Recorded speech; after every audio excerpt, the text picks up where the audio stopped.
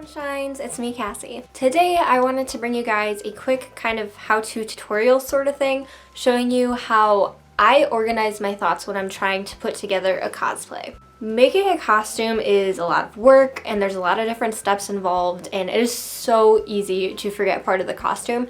So one pro tip that I personally have stumbled upon is that it is so useful to write everything down. When I say that, what I'm talking about is making a to-do list.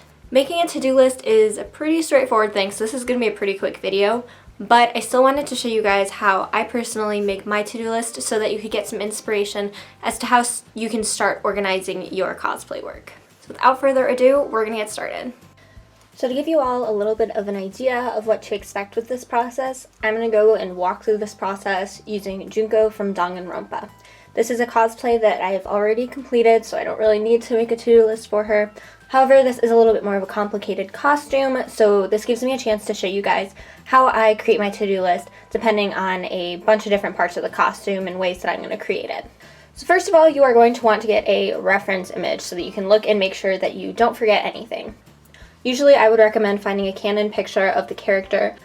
This picture that I'm including is a piece of fan art. However, it includes all of the aspects of Junko's costume, so I decided to go ahead and use it anyway. So I'm just going to start from the top and work my way down through the costume. One way that I often will organize my to-do list is by including the different steps in creating a costume. So for the wig, I'm not just going to buy it, I'm going to need to tease it up and style it as well.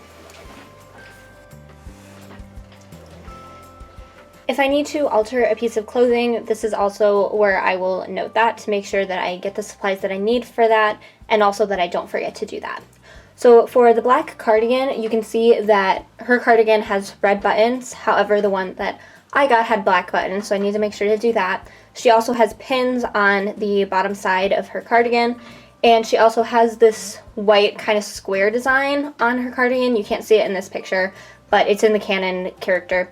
So that is something that I also wanted to note. Similarly, I decided that instead of paying the extra money for her tie, I was going to make it myself from scratch out of a black tie, a white tie, and red fabric paint. So I didn't forget all of those different aspects of it, I just noted them all for my reference.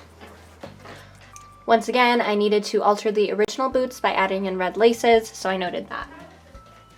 If you have any miscellaneous makeup items that you need to remember to get as well, this is a good time to write those down just so you don't forget.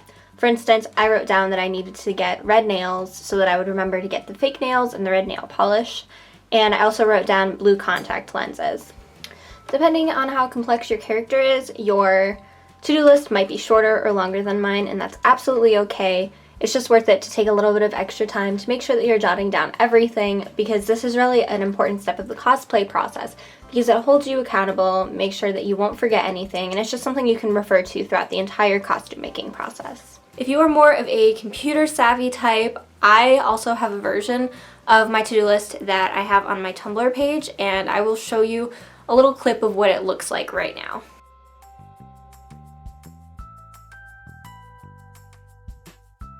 So essentially all I did was I found a page theme that was supposed to be used for fanfic recommendations. So in each of those little boxes you're supposed to be putting information about a fanfic, but I just adapted it to my needs and made it so that each panel just described a costume.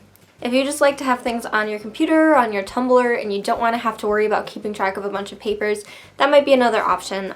If you have any cosplay organization tips and tricks, please feel free to leave them in a comment below.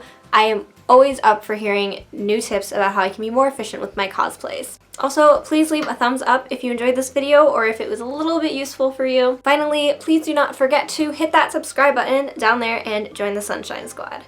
Thank you so much for watching, and until next time.